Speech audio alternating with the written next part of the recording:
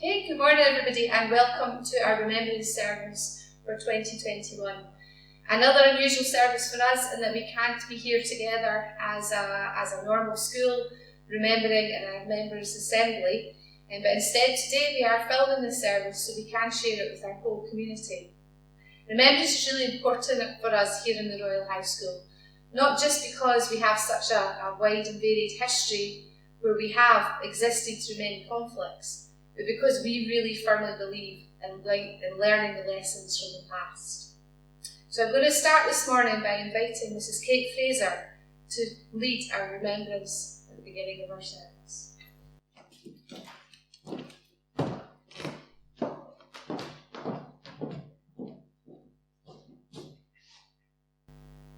Good morning, everyone.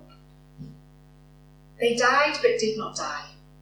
That is the Greek inscription above the memorial door behind me. The door erected in the aftermath of the devastating loss of former pupils during the First World War. There are 182 names of those former pupils who did not return from the 1,026 former pupils who joined the armed forces to fight. Their names are on the lower brass plaques behind me. They are joined by 131 names on the upper plaques. These are our former pupils who died as a result of the Second World War. They were first remembered in the wooden plaques along the windows of the hall, along with the stained glass windows. They were united with their First World War fallen as part of our 50 years commemoration of our time at Barnton. Every year, the school community comes together to remember our fallen. Every year, we try to bring to life some of the names listed behind me, to remember and to remind us of their connections with the school and the loss their family must have felt. This year, I'm indebted to Alistair Alanak, a hugely supportive former pupil who has shared some of his research with me so we can collectively remember these former pupils together. We have Jess, our current school captain, sitting with us. I would like to tell you about another, James Lewis Gilmore. James was born on the 27th of February 1921 and started his secondary education at the Royal High School in 1933, winning the MacDonald Medal for Ducks at the junior school. By 1936, he had become the under-16 games champion. He became school captain in the years 38 to 39. He also captained the first 15 rugby team and won the games medal. On leaving school, he joined the Royal Scots as a private in 1940, before accepting a commission with the Argyll and Sutherland Highlanders in 1941. He married his wife Jo in 1942 while home on leave. He left almost immediately, being deployed to Egypt, and as a lieutenant he was active in the El Alamein campaign, but was sadly killed on the 25th of October 1942. He was only 21, and this was just months after his marriage. His grave is inscribed with a poem. The spot on which he fell might well disclose that where his body lay, a thistle grows. Not only are we remembering James today, we also remember James every year as part of our prize-giving ceremony. James's father, Andrew, and his Aunt Jean endowed a trophy in 1946 in his memory. The Gilmore Trophy was originally given to the champion rugby player, but in recent years it's been awarded to our very best rugby player. The connections with our Royal Heights community remain strong. Often generations of the same family pass through the school, hopefully because it holds a special place. Thomas Sutherland Brotherston is one of them. His great niece, Logan McNeil, in 4P2, is currently a pupil at the school and is joining us today to remember her relative. Squadron leader Tommy Brotherston was killed while training a young bomber pilot at Prestwick Airport on December the 29th, 1944. Tommy was also captain of the school, and captain of the rugby team, and very talented at cricket. You'll find his name on the upper panel behind me. He started the Royal High School in S1 in 1926 and won his first honours at the prize giving in 1927, winning the same prize each year until 1930. In the 1930 to 31 session, he won a sixth form scholarship and was games captain, which was very unusual for fifth form. And again, he was games captain at sixth year. He was a very talented rugby player, like many of you, along with cricket. He continued to play for our former pupils rugby team, playing 65 games in the 33 to 34 season. He also had trials for the international squads and was a member of the Royal High School former pupil team who won the Melrose Sevens in 1934.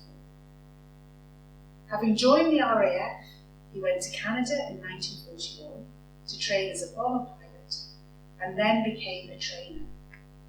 He returned to the UK in 1942, moving to Tilbury. The accident took place on the 29th of December 1944. It's a great honour to have a member of his family with us today as we remember him. Finally, I want to tell you a tale of two pupils who were members of our school community who died as a result of World War II, but are not remembered on the plaques behind me. They are Ronnie Sinclair and Billy Scott. On the 20th of April 1941, they were out for a walk in the Pentlands, near to Glencorse Reservoir. As part of the Pentlands, where the soldiers based at the nearby barracks at Colinton and Pennycook carried out, and in fact still do, practice manoeuvres, the boys came across an unexploded shell. Obviously not realising the danger, they picked the shell up and attempted to carry it home. Sadly, it detonated, killing them both and their dogs. They are both buried in Morningside Cemetery.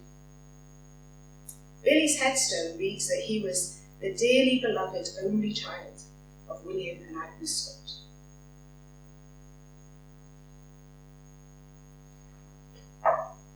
Thank you.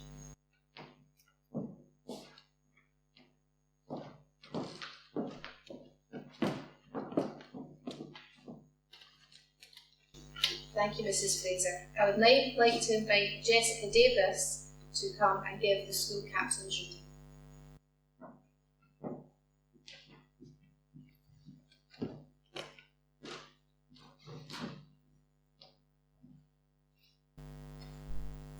I am going to be reading A Wish by Maxine Kendall.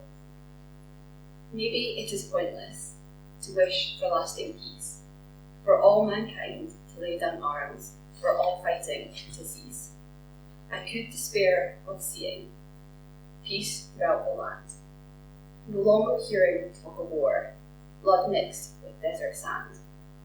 We do not have the tolerance for cultures not our own. Seeds fly on an ill wind from beds where they are sown.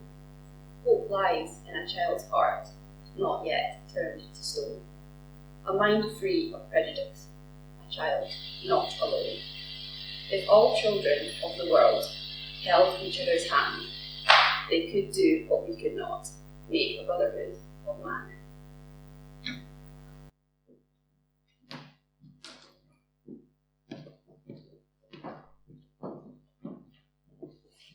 Thank you, Jessica. We're now going to lay wreaths at our memorial door in remembrance to those who've fallen.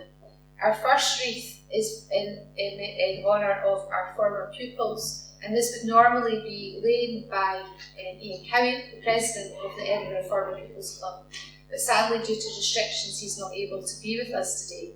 So I'm going to ask Vice Captain Malik Abdul and Jessica Davis to come and lay the wreath on behalf of the former pupils.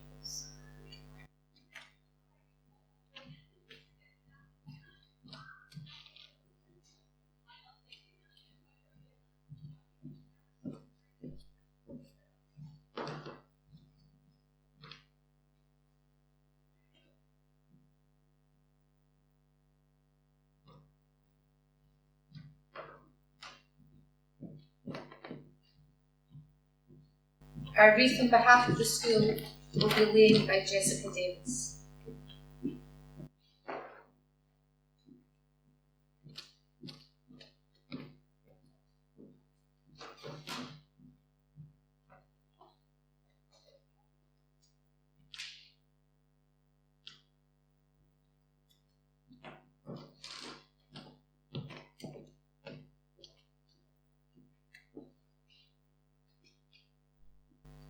I'd now like to invite Evan Russell from 3rd year to come forward to play the last post at the door, and this will be followed by a minute's silence. Evan, do you want to come forward? I'd ask everyone to be upstanding.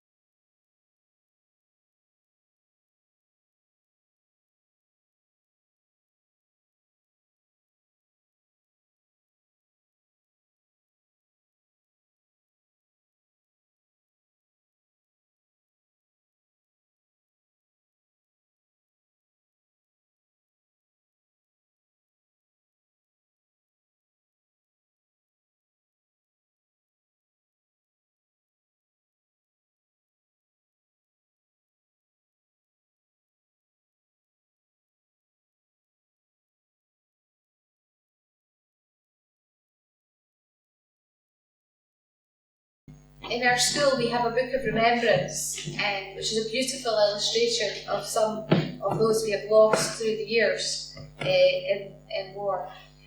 And one of the traditions of our school is that on the day of remembrance, that the page will be turned in this book by the youngest pupil in our school. And this year that is Neve Rust in 1A2. Neve is now going to turn that page, and she will be supported by our vice captains Callum Wilson and Malik Abdul Mutalab.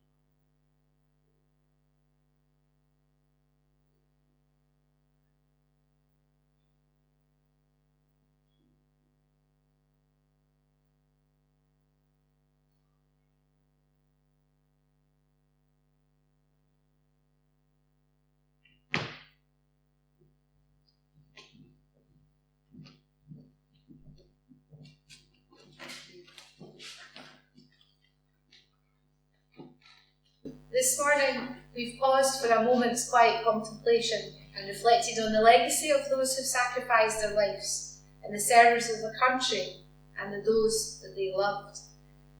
For our pupils of the Royal High School who lost their lives are engraved forever on these plaques behind us. And when you're in here for events, for assemblies, for dining, take a moment to have a look and see that permanent memorial to the sacrifice that they gave. Now, our remembrance is based on a notion of legacy, and that's articulated for over 2,000 years. Plato said we should leave our children a legacy rich not in gold, but in reverence. What that means is that each generation bequeaths to the next what is most important to remember and what we must never ever forget. Here in 2021, we are marking 100 years since the nation's collective remembrance traditions were first brought together. And today we held a minute's silence to remember all those who've lost their lives in any conflict. This minute's silence, which is just 1 minute from the 525,600 that we have in a year, and it's an incredibly important one. The Manchester Guardian's report of the first 2 minute silence sums this up on the first Remembrance Day. The first stroke of 11 produced a magical effect. The tram cars glided into stillness, motors ceased to cough and fume and stopped dead, and the mighty limbed dray horses hunched back upon their loads and also stopped, seeming to do it all of their own volition. Someone took off his hat, and with a nervous hesitancy the rest of the men bowed their heads also. Here and there an old soldier could be detected slipping unconsciously into posture of attention. An elderly woman not far away wiped her eyes, and the man beside her looked stern and still. Everybody stood very still, and the hush deepened. It spread over the whole city and became so pronounced as to impress one with a sense of audibility. It was a silence which was almost pain, and the spirit of memory brooded over it all. Now this minute can be heavy even these many years later today. It's very hard not to feel the weight of the past, as our school, normally a very vibrant, noisy place, falls completely silent. World War I was to be the war to end all wars, and yet sadly it did not. Lest we forget was based on the hope that if we could only keep close in our collective memory the experience of the horror, that we'd never go there again. Our minute silence together this morning reminds us of this hope. It's this hope that we all must take forward. Those who died to preserve our peace, our right to live as a free nation, did so to give up the hope for a better future. It's up to us now to take that forward. And that free nation is really important. You only have to look around the world today to see how much we should value that. We must take this hope forward. War and conflict touch our daily lives, and the news is full of stories about conflict every day. Many of the members of our community have armed forces who are involved in these conflicts. Relatives who may be not home for Christmas, and who've maybe been in different situations during lockdown than locked in their houses. It can be really easy to look at all of this and feel inadequate, unable to change such large-scale events. However, this is absolutely not the case. We all must learn from the past. We must bring hope to our daily lives and to the people we interact with. Tolerance, respect, kindness, humanity, these are all qualities we can demonstrate in little interactions that we have with each other every single day. Charity and understanding, providing for others where the need is greatest. You can do this by raising money such as through our sponsored walk and other charity events. Showing kindness to everybody, respecting each other for our differences. You as the young people are our future. You're going to become our engineers, our decision makers, and our hope. COP26 is happening right now, and the youth activities around this show how much you as a generation are determined to change for the better. Many of our young people are absent from school today because they are demonstrating in Glasgow against decisions taken by large corporations and governments around the world, which many believe are creating a poorer future for our planet and a divide between north and south, creating an inequitable world. It's right that your voices should be heard, and they can be heard. So today, as we remember those who've fallen, we should also remember the great hope they've passed on to us. This is a responsibility we all carry, and we should not take it lightly. It's up to all of us to make a difference and to leave that legacy that we can be proud of. On our memorial door, we have inscribed in Greek, "They died but did not die." This is only going to be true if we ensure their deaths were not in vain. So today, as we stand together to remember the many men and women who gave their lives, remember that we also stand together in great hope for a better future. And we stand ready to play our part in creating that peaceful and prosperous future. Thank you very much, Royal High. I'm now going to invite Jessica Davis, our captain, to dismiss our Remembrance service.